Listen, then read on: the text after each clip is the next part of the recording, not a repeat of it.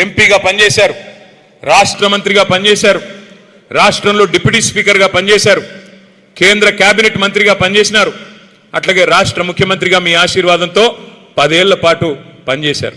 ఈ దేశంలో ఆయన చేయని పదవి అంటూ ఏం లేదు, ఒక ప్రధానమంత్రి పదవి తప్ప అన్ని పదవులు ఆయన చేశారు వాస్తవానికి. కాబట్టి ఆయనకు పోయిందేమీ లేదు, ఆయన బాగానే ఉన్నారు, ఆయనకి ఏం కాల ఏముంది, ఎందుకంటే ఆయన అన్ని చూశారు, గెలుపులు చూశారు, ఓటములు చూశారు. అన్నాడు అన్న నందమూరి తారక రామారావు గారితో కేసీఆర్ గారు మొట్టమొదటిసారి నెగ్గి మరి అధికారంలోకి వచ్చిన విషయం మీకు తెలుసు. అప్పటి నుంచి చూస్తే ఎత్తులు పల్లాలు గెలుపులు ఓటములు కేసీఆర్ గారు అన్ని చూసిన వ్యక్తి. ఆయన ఏమి కొత్త కాదు, ఇది గెలుపు కొత్త కాదు, ఓటమి అంతకంటే కొత్త కాదు. అందుకే ఎప్పుడు మేము వివరం కలిసిన నాయకులం కేసీఆర్ గారు ఒక్కటే చెప్తారు, మాకు గెలిస్తే పొంగిపోకూడదు, ఓడిపోతే కుంగిపోకూడదు, జీవితంలో ఇవన్నీ కామను, భయపడొద్దు అని చెప్తారు. కానీ నేను మిమ్మల్ని ప్రార్థించేది ఒకటే, వాళ్ళ నష్టపోయింది ఎవరు, నష్టం ఎవరికి జరిగింది ఆలోచించండి. కేసీఆర్ గారి మాట పెడచెవిన పెట్టినందుకు మనం కేసీఆర్ గారి మరి మాటలు వినకుండా మాయ మాటలు విన్నందుకు నష్టం ఎవరికి జరిగింది తెలంగాణలో అందరం కూడా ఆలోచించుకోవాలి. రైతులు ఎంత గొప్పగా భారతదేశానికి స్వాతంత్రం 47లో వస్తే 2014వ సంవత్సరం దాకా ఏ ప్రభుత్వము రాష్ట్రంలో కానీ కేంద్రంలో కానీ రైతు చేతిలో రూపాయి పెట్టిన ప్రభుత్వం ఎవరూ లేరు. రైతు చేతిలో అర పైసా పెట్టిన ప్రభుత్వం లేరు. రైతు దగ్గర వసూలు చేసిన వాళ్ళే అందరూ. భూమి శిస్తు పేరు మీద, నీటి తీరువా పేరు మీద, విద్యుత్ బిల్లుల పేరు మీద రైతు దగ్గర తోలు వలిచి వసూలు చేశారు. ఆఖరికి రైతులు అప్పులు కట్టకపోతే మోటార్లు ఎత్తుకుపోయిన రోజులు, స్టార్టర్లు ఎత్తుకుపోయిన రోజులు. ఆ రోజుల్లో అంజుమన్ బ్యాంక్ అని ఉండేది, మరి ఇప్పుడు ఉన్నట్టుంది, కానీ చివరికి తలుపులు కిటికీలు ఎత్తుకుపోయిన రోజులు కూడా ఉన్నాయి. లోన్లు కనుక కట్టకపోతే మీకు కొంతమందికి పెద్దవాళ్ళకి తెలిసి ఉంటుంది. అట్లాంటి రోజుల నుండి 2014 తర్వాత తెలంగాణ రాష్ట్రం వచ్చిన తర్వాత మొట్టమొదటిసారి దేశ చరిత్రలో ఒక నాయకుడు రైతుకి పెట్టుబడి సహాయం చేయాలని చెప్పి ఆలోచన చేసి ఒకసారి కాదు, 2 సార్లు కాదు, 11 సార్లు నాట్లేసే టైం వచ్చింది అంటే మీకెవరికి దండం పెట్టే అవసరం లేదు, దరఖాస్తు పెట్టే అక్కర్లేదు, దఫ్తర్లు తిరిగే అవసరం లేదు. ఫోన్లన్నీ టింగు టింగు టింగుమని మోగి 70 లక్షల మంది రైతుల ఖాతాల్లో 73,000 కోట్లు వేసిన నాయకుడు భారతదేశంలో మన నాయకుడు కేసీఆర్ గారు. ఇవాళ నేను అడుగుతా ఉన్నా మన రైతు సోదరుల్ని, తెలంగాణలో మా సత్తుపల్లిలో, మా ఖమ్మం జిల్లాలో నష్టపోయింది ఎవరు? 73,000 కోట్లు కేసీఆర్ గారు వేస్తే 11 సార్లు వేస్తే ఇప్పుడున్న ముఖ్యమంత్రి గారు ఏం చేశాడయ్యా ఈ 2.5 సంవత్సరాలలో అంటే 72 సార్లు ఢిల్లీకి మాత్రం పోయి వచ్చాడు. ఏం చేశాడు మరి 72 సార్లు ఢిల్లీకి పోయి అంటే నాకైతే తెలియదు, ఏమైనా ఉంటే మీకే తెలవాలా, నాకైతే తెలియదు. ఎందుకు పోయాడు, ఏం తెచ్చాడు నాకైతే తెలియదు, తెలంగాణ ప్రజలకు కూడా తెలియదు. అట్లాగే నేను అడుగుతా ఉన్నా, కేసీఆర్ గారి ప్రభుత్వంలో ఇదే ఖమ్మం జిల్లాకి, ఇదే కొత్తగూడెం జిల్లాకి, ఉమ్మడి ఖమ్మం జిల్లాకి మొత్తం సస్యశ్యామలం కావాలి, గోదావరిలోని నీటిని ఒడిసి పట్టి బ్రహ్మాండంగా ఖమ్మం జిల్లా రూపురేఖలు మార్చాలి అనే ఒక ప్రయత్నం కేసీఆర్ గారు బలంగా చేశారు. కాంగ్రెస్ వాళ్ళు రాజీవ్ సాగర్, ఇందిరా సాగర్ అనేది 2 ప్రాజెక్టులకి జలయజ్ఞంలో భాగంగా రాళ్ళేసిపోయారు. కానీ చేసింది పెద్దగా ఏమీ లేదు. కానీ కేసీఆర్ గారు ఎవరో నాయకుల పేర్లు, తెలంగాణకు సంబంధం లేని వాళ్ళ పేర్లు ఎందుకని చెప్పి ఆలోచన చేసి మీ జిల్లా మొత్తం తెలంగాణకు ఆరాధ్య దైవమైన భద్రాద్రి సీతారామ స్వామి వారి పేరు మీద సీతారామ ప్రాజెక్ట్ అని పెట్టి మన జిల్లాకి 7 లక్షల ఎకరాలకి, కొత్తగా 4.5 లక్షల ఎకరాలకి కొత్త ఆయకట్టు స్థిరీకరించడానికి ఎన్ఎస్పి కింద ఉండే కాలువల కింద ఉండే వ్యవసాయాన్ని స్థిరీకరించడానికి 2.5 లక్షల ఎకరాలకి, మొత్తంగా 7 లక్షల ఎకరాలకి సాగునీరు అందించే ఒక బృహత్తరమైన యజ్ఞానికి శ్రీకారం చుట్టారు.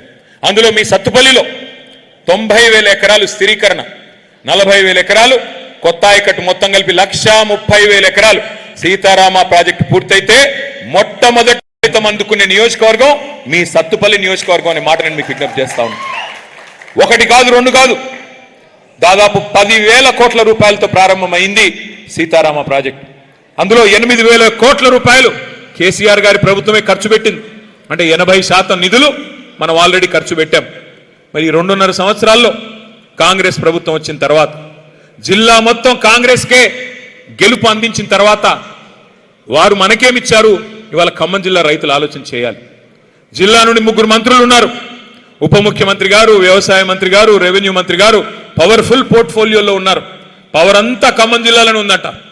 కానీ మరి ఖమ్మం జిల్లా ప్రజలకు ఏం ఒరిగింది, ఖమ్మం జిల్లా రైతులకు ఏం జరిగింది, దయచేసి మీరు ఆలోచించమని చెప్పి నేను ప్రార్థిస్తా ఉన్నా. రుణమాఫీ అన్నారు, 2 లక్షల వరకు రుణం మాఫీ చేస్తామన్నారు. 2 లక్షలు ఎన్ని డైలాగులు కొట్టారు. 2 లక్షలు రుణమాఫీ అని చెప్పి గద్దెనెక్కిన కాంగ్రెస్ ప్రభుత్వం మరి డిసెంబర్ 2023లో బట్టి విక్రమార్క గారు మీటింగ్ పెట్టారు బ్యాంకర్లందరితో. పెట్టి ఏమన్నారు, 50,000 కోట్ల అవసరం పడుతుంది. ఏది 2 లక్షల రుణం మాఫీ చేయాలి అంటే 50,000 కోట్ల రూపాయలు అవసరం పడుతుందని చెప్పి బ్యాంకర్లు బట్టి గారికి చెప్పారు. బట్టి గారు సరే అన్నారు. మరి ఏమైందో ఏమో తెలియదు. డిసెంబర్ పోయింది, క్యాలెండర్ మారింది, జనవరి వచ్చింది. జనవరిలో ముఖ్యమంత్రి గారి ప్రకటన 40,000 కోట్లు చాలు రుణమాఫీకి, 2 లక్షల రుణమాఫీకి. 10,000 ఎగిరిపోయింది, ఎవడు తిన్నాడో తెలియదు. 10,000 ఎగిరిపోయింది, 40,000 కోట్లు చాలు, మేము ఒక్క సంవత్సరం కడుపు కట్టుకుంటే ఆ 40,000 కోట్లు ఎడమ చేత్తో ఇచ్చేస్తా అని ముఖ్యమంత్రి గారు మాట్లాడిన మాట మేము నిజమేనేమో అనుకున్నాం. మరి 40,000 మాయమైంది. మళ్ళీ కేబినెట్ మీటింగ్ కాడికి పోయేసరికి 31,000 కోట్లు సరిపోతాయన్నారు. 31,000 కోట్లు సరిపోతాయన్నారు. ఓహో, ఆ 9,000 కోట్లు ఎక్కడ పోయిందంటే ఎవరికి తెలియదు. 9,000 కోట్లు మాయమైపోయింది. కేబినెట్ నుంచి అసెంబ్లీకి వచ్చే లోపల అసెంబ్లీలో బడ్జెట్ పెట్టే దానిలో 26,000 కోట్లు అని పెట్టారు. అక్కడ మళ్ళీ ఒక 5,000 కోట్లు మాయమైంది. అంటే ఎక్కడ మొదలైంది? 50,000 కోట్ల కాడ మొదలైంది రుణమాఫీ కథ. అక్కడి నుంచి ముఖ్యమంత్రి గారి దగ్గరికి వచ్చేసరికి 40,000 కోట్లు అన్నాడు. ఎడమ చేతితో ఇచ్చేస్తా, ఒక్క సంవత్సరం కడుపు కట్టుకుంటే చాలన్నాడు. తర్వాత మళ్ళీ కేబినెట్ కాడికి వచ్చేసరికి 31,000 కోట్లు. అసెంబ్లీకి వచ్చేసరికి బడ్జెట్ సమావేశాలకు వచ్చే వరకు 26,000 కోట్లు. అక్కడి నుంచి చివరికి ఎక్కడ ఆగిందయ్యా అంటే ఈ మధ్యన నొక్కి నొక్కి చెప్తున్నారు తుమ్మల గారు, 20,000 కోట్లు ఇచ్చాం. అయ్యా నేను అడుగుతా ఉన్నా, 50,000 కోట్లు అని చెప్పింది మీరే, 50,000 కోట్లు అవసరం పడుతుందని చెప్పింది డిసెంబర్ 23లో మీరే, ఇవాళ 20,000 కోట్లు ఇచ్చామని చెప్తుంది మీరే. అంటే దాని అర్థం ఏంటి? రూపాయిలో 40 పైసలు మాత్రమే రుణమాఫీ జరిగింది, ఇంకా 60 పైసలు కాలేదు. ఇది మోసం కాదా? ఇది ఓట్లేసిన ఖమ్మం జిల్లా రైతుల్ని మీరు వంచడం కాదా? మిత్తిలు కట్టుకోండి, 2 లక్షల మీద ఎంతుంటే అంత మీరు కట్టేయండి, మిగతాది మేము కడతామని మీరు చెప్పిన మాట వాస్తవం కాదా? మిమ్మల్ని నమ్మి బ్యాంకుల్లో మిగతా డబ్బులు కట్టుకున్న రైతుల పరిస్థితి ఏంటి ఇవాళ ఆలోచించమని చెప్పి ఖమ్మం జిల్లా రైతు బిడ్డలు నేను అడుగుతా ఉన్నా. అట్లాగే మీకు తెలుసు రైతు బంధు. అయ్యా కాంగ్రెస్ వస్తే రైతు బంధుకు రామ్ రామ్ చెప్తారు, రైతు బంధు ఉండదు, ఇవ్వరు అని కేసీఆర్ గారు చెప్తే రేవంత్ రెడ్డి గారు ఏమన్నారు ఆ రోజు? ఎవరయ్యా చెప్పింది మీకు రైతు బంధు బంద్ చేసేందుకు? మేమేమన్నా దివానాగాళ్ళమా? మాకేమన్నా దిమాగ్ లేదా? గుర్తుందా డైలాగు? లేదా వీడియో వేయాలా? గుర్తుందా? మేమేమైనా దివానాగాళ్ళమా రైతు బంధు బంద్ చేసేందుకు? మాకేమైనా దిమాక్ లేదా అన్నాడు రేవంత్ రెడ్డి. ఇంకా గుర్తుందా ఏమన్నాడో ప్రతిపక్షంలో ఉన్నప్పుడు? ఏం కేసీఆర్ గారు 2 పంటలకే ఇస్తావా రైతు బంధు, 3వ పంటకి ఇయ్యవా అని ఎకసెక్కాలు ఆడిండు ఆ రోజు. 3వ పంటకు కూడా రైతు బంధు ఇవ్వాలన్న మొనగాడు ఇవాళ ఎక్కడ పోయినాడు మరి? పార్లమెంట్ అప్పుడు ఒక్కసారి రైతు బంధు, పంచాయతీ అప్పుడు ఇంకోసారి. ఇప్పుడు 30 తారీఖున ఇస్తున్నారంటే మళ్ళీ ఏదో ఎలక్షన్ ఉంటేనే ఇస్తాడు తప్ప లేకపోతే ఇచ్చే కేసు కాదు. ఎన్నికలు ఉంటేనే మళ్ళీ రైతు బంధు, లేకపోతే ఇప్పటికి 3 సార్లు రైతు బంధు ఎగ్గొట్టిన దివానా ఎవరు వినబట్ల? 3 సార్లు రైతు బంధు ఎగ్గొట్టిన దిమాగ్ లేనోడు ఎవడు? మరి వాళ్ళు ఏం నేనేం బూతులు తిట్టట్లేదు స్వామి, ఆయన చెప్పిందే చెప్తున్నా. దివానాగాడు దిమాగ్ లేనోడు అని ఆయన చెప్పిందానే ఉటంకిస్తున్నాను తప్ప మళ్ళీ లేకపోతే ఎవరో ఒకరు అంటారు ముఖ్యమంత్రి గారిని ఇట్లా అంటావా అట్లా అంటావా. ఈయన ఏం అనట్లేదు, ఆయన చెప్పిందే చెప్తున్నా. అట్లాగే నేను ఒకటి అడుగుతా ఉన్నా, మీరు ఆలోచించమని కోరుతా ఉన్నా. రుణమాఫీ మోసం, రైతు బంధు మోసం, బోనస్ అన్నారు.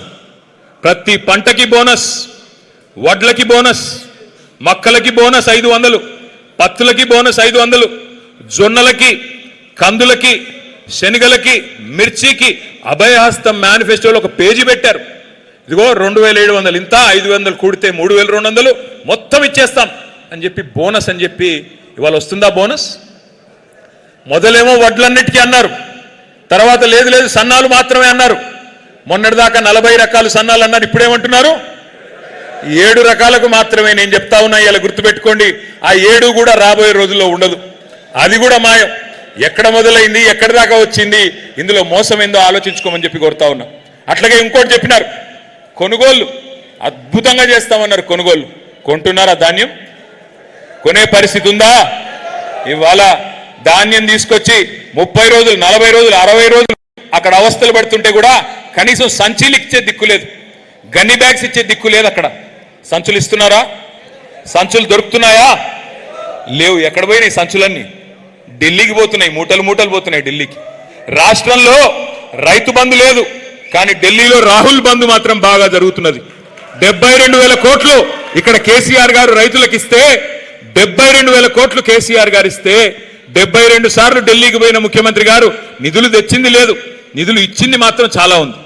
కప్పం కట్టాలి, సామంతరాజు కదా, ఢిల్లీ వాళ్ళకి గులాం కదా, సామంతుడు కదా. మరి సామంతుడు కాబట్టి అక్కడ కప్పం కట్టకపోతే ఉంటుందా? పోస్టు ఊడిపోతుంది. అందుకే నెల నెల పోవాలి, కప్పం కట్టుకోవాలి, రెన్యువల్ చేయించుకోవాలి, రావాలి. రెగ్యులర్ సీఎం కాదా ఆయన, రెన్యువల్ సీఎం. రెన్యువల్ చేయించుకుంటేనే ఆ పదవి ఉంటుంది తప్ప లేకపోతే ఉండదు. ఇది వాస్తవం. అందుకే నేను అనేది ఇవాళ రైతులు అడుగుతా ఉన్నారు ఎక్కడ పోయిందంతా అని. సీతారామ విషయానికి వస్తే 2024 15 ఆగస్టు నాడు తుమ్మల గారు మంత్రులందరూ పోయి నెత్తిన నీళ్లు చల్లుకున్నారు.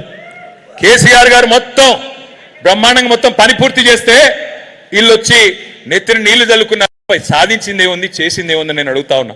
ఒకటి మాత్రం పక్క, వీళ్ళ వల్ల సీతారామ కాదు, మళ్ళీ కేసీఆర్ గారు వచ్చి దాన్ని ప్రారంభిస్తారు. తప్పకుండా ఖమ్మం జిల్లాలో కేసీఆర్ గారే మళ్ళీ తరిగి మీకు నీళ్ళు ఇచ్చే బాధ్యత తీసుకుంటారనే మాట కూడా నేను విజ్ఞప్తి చేస్తా ఉన్నా. ఈ వర్గం ఆ వర్గం అని కాదు, మోసపోని ఏ వర్గము లేదు కాంగ్రెస్ చేతుల్లో. నేను ఇక్కడికి వస్తా ఉన్నా, మధ్యలో వీరన్న అంబేద్కర్ గారికి దండయ్యన్న అంటే అక్కడికి పోతే అక్కడ ఒక 10 మంది విద్యార్థులు వచ్చారు. అన్నా ఫీజు రీయింబర్స్మెంట్ రావట్లేదన్నా, అన్నా ఫీజు